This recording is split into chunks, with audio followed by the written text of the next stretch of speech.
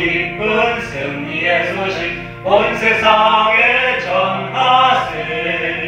나가세 나가세 주 예수만을 위하여 목숨까지도 바치고 싸움터로 나가세.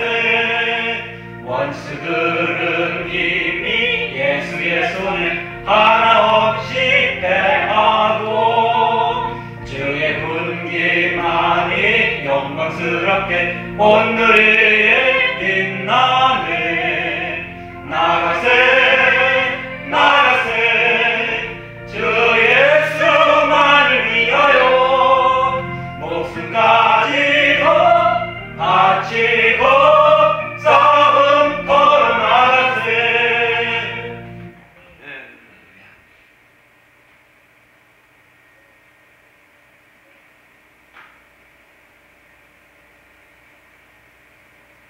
말씀입니다. 요한복음 10장 말씀 제가 여기서 띄워드리겠습니다. 시스템이 좋아져가지고요. 이렇게 되겠죠. 10장에 요한복음 10장 1절에서부터 11절까지 서로 교독하도록 하겠습니다. 제가 먼저 합니다. 내가 진실로 진실로 너에게 이르노니 양의 우리의 문으로 들어가지 아니하고 다른 데로 넘어가는 자는 절도며 강도요 문으로 들어가는 이가 양의 목자라. 무지개는 그를 위하여 문을 열고 양은 그의 음성을 듣나니 그가 자기 양의 이름을 각각 불러 인도하여 내느니라. 저가 양을 다 내어 놓기에 앞서가면 양들이 그의 음성을 아는 고로 따라오되 타인의 음성은 알지 못하는 고로 타인을 따르지 아니하고 도리어 도망하느니라. 예수께서 이 비유로 저희에게 말씀하셨으나 저희는 그 말씀이 무엇인지 알지 못하니라. 그러나 예수께서 다시 이르시되 내가 진실로 진실로 너희에게 말하노니 나는 양의 문이라. 나보다 먼저 온 자는 다 절도요 강도니 양들이 듣지 아니하였느니라. 내가 문이니 누구든지 나로 말미암아 들어가면 구원을 얻고 또는 들어가며 나오며 꼴을 얻으리라. 부적이 오는 것은 부적질하고 죽이고 멸망시키려는 것이며 내가 온 것은 양으로 생명을 얻게 하고 더 풍성히 얻게 하려는 것이라. 나는 선한 목자라. 선한 목자는 양을 위하여 목숨을 버리거니와. 아멘. 기도하겠습니다. 하나님 감사합니다. 오늘도 하나님 거룩한 날 우리에게 허락하셔서 하나님을 아는 일로 자라갈 수 있도록 우리를 인도하심을 감사드립니다. 하나님 앞에 기도와 찬양으로 영광 돌리게 함까지 감사를 드립니다. 이 시간 하나님 말씀을 나의 입술을 들어 하나님 말씀을 강론하기 위하여 이 자리에 섰습니다. 하나님 내 능력으로 하지 아니하며 하나님 주신 성령과 주시는 말씀 의지하여 할 수 있도록 이 시간 인도하여 주시옵소서. 우리 듣는 모두가 함께 한 마음이 되어 하나님 말씀을 또한 깨닫는 시간 되게 하여 주시옵시고 우리가 항상 주의 말씀으로 깨어 호흡하게 하여 주시옵소서. 주의 음성을 듣는 우리가 되게 인도하여 주시옵소서. 감사드리며 예수님의 이름으로 기도드립니다. 아멘. 아멘. 찬양을 하고 하면 좋을 것 같은데 제가 많은 고난을 조금 전에도 찬양에서 나왔지만 고난을 건너지 않으면 이 길을 올 수가 없는 것 같아요. 제가 11월 달에 목사 안수를 받았잖아요. 받고 싶어서 받았나요? 주고 싶어서 줬나요? 모르겠습니다. 하나님께서 꼭 저도 이렇게 하나님 말씀을 전해야 되는 도구가 돼야 된다고 이렇게 일찍이 저를 택하신 걸 저도 믿습니다. 또한 제게 저는 정말 말할 수 없는 사람이잖아요. 저는 원래 이렇게 입술이 모세가 입술이 뻣뻣하다고 그렇게 얘기했어요. 여호와 앞에. 근데 저는 입술이 더 뻣뻣하던 사람이에요. 입술만 뻣뻣한 게 아니라 머리는 텅 비어 있었어요. 그러니까 아마 예수님이 다시 그 빈 그릇에다 채우기가 쉬웠는지 몰랐는데 근데 고집은 너무 세가지고 채우려도 잘 안 들어가는 그 긴 시간을 채워야 될 시간을 참 많이 소비한 것 같아요. 허비한 다음에 예수님 앞에 이렇게 나오게 돼서 그것만이라도 늦었지만 많이 감사를 드립니다. 무한한 감사를 드립니다. 그리고 서울중앙교회에서 자주 여러분과 이렇게 간증할 시간이라도 있었으면 좋겠는데 자주 간증할 시간이 없었어요. 우리 김영순 목사님이 이 영적인 귀와 마음이 굉장히 밝으신 것 같아요. 자꾸만 도구를 사용하는 길을 채찍을 자꾸 치시는 거 보니까 지도 편달을 해달라고 사람들 많이 하는데 지도 편달은 해주지 않는 것 같아요. 왜냐하면 지도는 하는데 편달은 채찍을 때려야 편달이거든요. 채찍 편자가 돼서. 근데 때리는 것을 사람들 굉장히 싫어해요. 그죠? 왜냐하면 자기 돌아서서 뒤에서 때리면 안 보는 데 때리니까 험담이 돼서 그게 독이 돼서 돌아오고 서로가 결별하게 되는 원인이 되죠. 앞에서 채찍을 쳐주고 이 길은 잘못됐다가 꼬미기 조금 했습니다만 어떤 지도를 해주면 그걸 달갑게 들을 수 있는 사람도 있지만 정말 정면으로 부딪혔을 때 그것을 도전으로 생각하는 사람들이 많아요. 도전으로 생각할 수밖에 없는 것은 그 사람의 그 지위가 굉장히 높아져 있다고 볼 수 있습니다.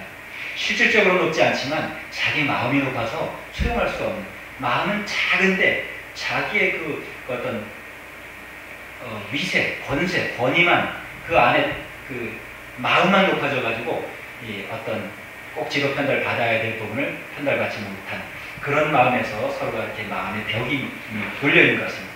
저도 옛날에 그랬어요. 누가 바로 앞에서 충고를 해주면 전혀 충고가 맞는다 하더라도 안 듣는 사람이었어요. 그렇게 가다가 그렇게 해서 실패하고 넘어지고 엎어지고 자빠지고 많은 고난을 넘었죠. 산도 넘고 강도 건너서 여기까지 왔습니다. 그런데 그것이 다 무슨 소용이 있습니까? 잃어버린 것은 큰 것을 잃은 것이 아니라 제가 아까 주님 손잡고 그 찬양을 좋아하는 이유가 정말 넘어졌을 때 일어나지 못하면 주님 손을 잡지 못한다면 또 주께서 손을 잡아주지 않는다면 일어설 수 없다는 것을 알았습니다. 그래서 지금도 일어서지 못하고 있는 많은 사람들이 있을 겁니다. 근데 세상적으로 아까도 누구에게 들려왔습니다. 세 사람이 한 목사님이었지만 세상 사람이 연대적으로 자살하는 일들이 생깁니다. 한 집안에서 한 사람이 아니라 세 사람, 네 사람이 자살하는 일이 생깁니다.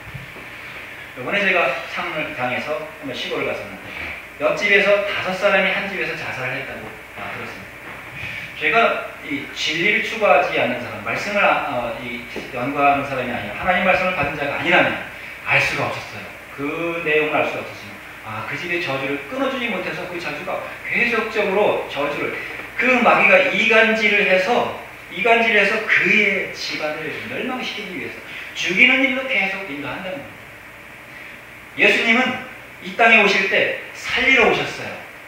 진리를 전해주셔서 그 진리에 아까 제가 이제 화면을 좀 보여드렸습니다만 화면을 보여드리는 그 이유 속에 우리가 예수님이 말씀하시면 그 말씀을 그대로 들어서 이해할 수 있는 경우가 참 어렵습니다. 예수님은 비사로 말씀하셨고 예수님은 하나님이니까 사람이 생각하는 것까지도 다 아실 수 있는 분이고 그리고 사람의 말은 모든 것을 다 알아들을 수 있지만 사람은 사람이 하는 말과 하나님이 하시는 말씀을 분별할 수가 없어요. 알아들을 수가 없어요. 알아들을 수 있는 것이 있겠지만 알아들을 수 없고 또 예수님이 오시기 전에 양의 문으로 들어가지 않고 담을 넘어서 들어가는 도적이 있었다는 겁니다. 그 도적이 양들을 훔치러 들어갔을까요? 양들을 어떻게 훔쳐갈까요? 양들은 그 울타리 안에서 자라고 있지만 양들의 마음을 훔치러 들어갔던 겁니다. 거기다가 비사로 말씀을 하셨는데 양이 주인의 음성을 안다 그랬어요. 자기 양은 자기의 주인의 음성을 안다고 말씀하셨는데 조금 전에 요한복음 10장에서 보니까 양들을 부를 때에 양이 자기 주인의 음성이 아니면 도리어 도망한다 그랬잖아요. 도망하는 그것이 정말 이 땅에서 우리가 그 양의 주인의 음성이 아니면 도망할 수 있는 지혜까지도 가져야 되는데 이 시간에 저를 눈뜨게 해주시고 귀 열리게 해주시고 하나님 말씀을 알게 해주신 것은 예수님이 이 땅에 오셔가지고 봉사의 눈을 뜨게 해주셨습니다. 병자를 고쳐주셨습니다. 근데 병을 고쳐주시는 그 이유가 뭘까요? 먼저 눈을 뜨게 해주신 이유 하나는 소경은 보지 못해서 하나님 하나님의 말씀을 가지고 진리로 오신 예수님을 만나고 싶었지만 만나도 그가 누군지 알지 못했어요. 눈을 뜨지 못했기 때문에 그가 앞에 와서도 알지 못했고 자기의 눈을 뜨게 해줬음에도 불구하고 유대인들이 그를 신문해서 누가 네 눈을 뜨게 해줬느냐 이렇게 말하는 그에게 요한복음 9장에 누군지 나는 모르지만 그가 내 눈을 침을 발라서 진흙을 발라서 뜨게 해줘서 내가 눈이 떠졌다. 부모에게 물어봤지만 자녀에게 다시 물으라고 했고 근데 그는 눈을 뜨게 해주신 예수님이 앞에 와서 네가 그를 믿느냐 이렇게 물었을 때도 그가 누군지 몰랐어요. 네가 말하는 너와 말하는 그가 그다. 내가 그이다. 그러니까 주여 내가 믿나이다 하는 믿음을 바로 거기서 고백을 했습니다. 우리가 눈을 떴다는 것은 이제 그가 자기 눈을 뜨게 해준 다음에 다시 와서 자신, 진리이신 생명이신 우리의 주 되신 천하 만물 천지 만물의 주 되신 분이 내게 와서 네가 그를 믿느냐 했을 때 당신이 그입니까? 안 믿어지는데요? 이렇게 할 사람이 있다는 거예요. 유대인들은 그가 왔는데도 믿지 못하고 내가 하나님의 아들이라고 하는 것을 부인하면서 네가 어찌하여 하나님의 아들이라고 하느냐 이렇게 반문하면서 그를 계속 죽일 빌미를 찾아다니기 시작했어요.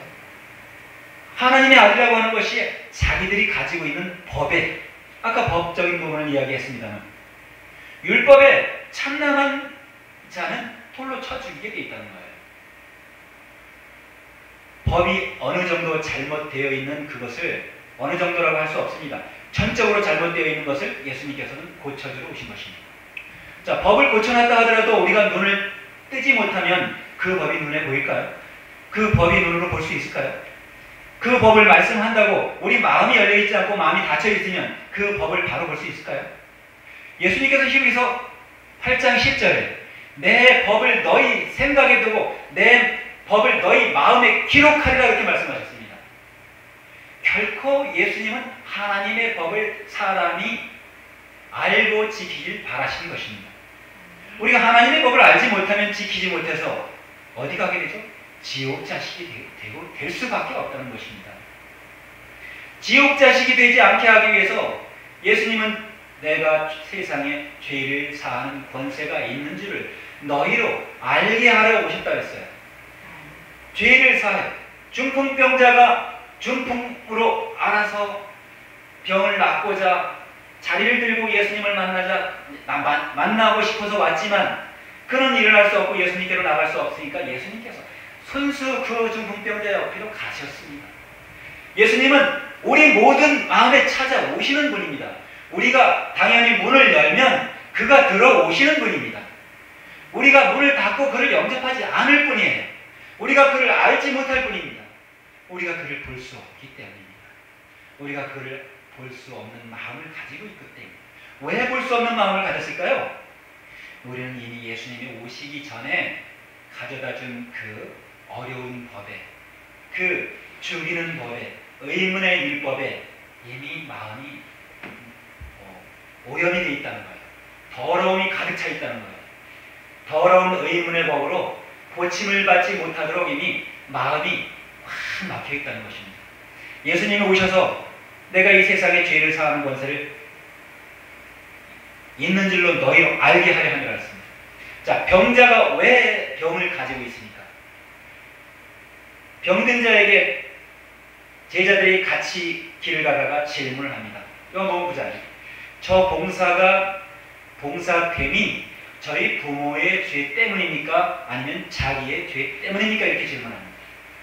그 질문에도 그 봉사는 죄의 문제가 그와 상관이 있다는 겁니다. 죄가 그의 눈도 가리게 되고 죄가 그 귀도 막히게 되고 죄가 수족도 묶어서 중풍병도 오게 하고 아까 말했지만 문둥병, 자기 피부에 썩어가는 문둥병이 있지만 그 썩어가는 문둥병 통증이 없으니까 자기가 그것을 고치지 않아도 된다고 생각합니다.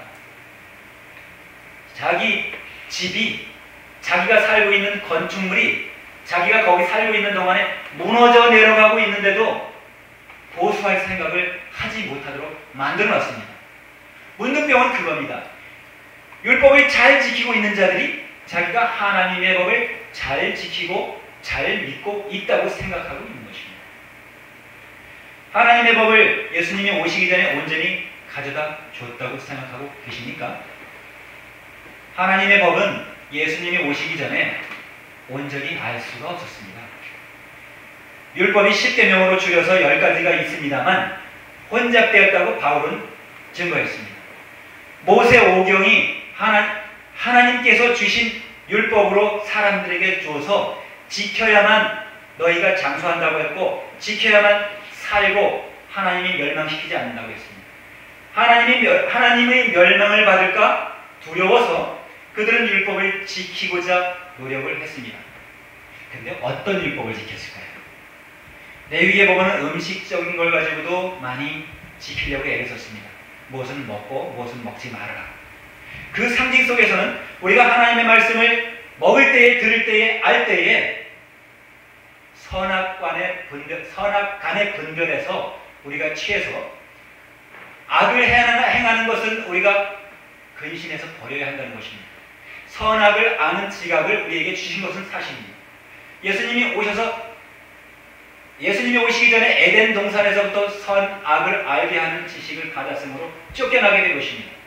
선악을 아는 것은 정말 인간이 꼭 필요한 것입니다.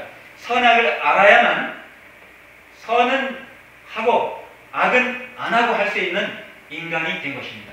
하나님 자녀가 되면 하나님의 참 명령은 선을 하도록 우리에게 명령하셨습니다. 그래서 악을 하나님의 명령으로 안다면 오늘날 지금 문제가 참 심각하게 일어납니다. 하나님의 말씀을 온전히 깨달은 자들은 예수 이름을 부르는 자들입니다. 예수를 믿는 자들은 예수께서 명령하신 말씀을 지키는 자들입니다. 우리가 예수님 말씀을 얼마나 지킬까요?